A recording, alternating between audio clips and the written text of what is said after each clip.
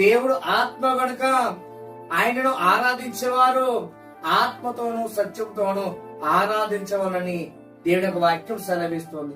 పిల్లరా, మనము ఆత్మతో సత్యంతో మనం దేవుని ఆరాధించేవారుగా మనం ఉండాలట. మనం దేవుని సమీపం మొరపెట్టేవారుగా మనం ఉండాలట. దేవునికి ఇష్టంగా మనం మొరపెట్టేవారుగా మనం ఉండాలట.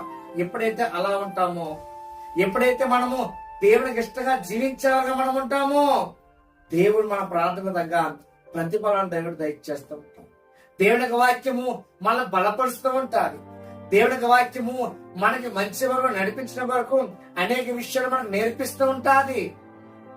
అయితే మనము ఆయనని ఎలా ఆరాధించాలంటే ఆత్మతో సత్యముతో మనము దేవుణ్ణి ఆరాధించేవారుగా అనుకుంటారట.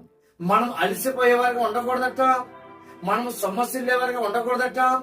మరి మనం ఎలా ఉండాలంటే మనము ఆయనను ఆరాధించేవారుగా మనం ఉండాలి. నా దేవుణ్ణి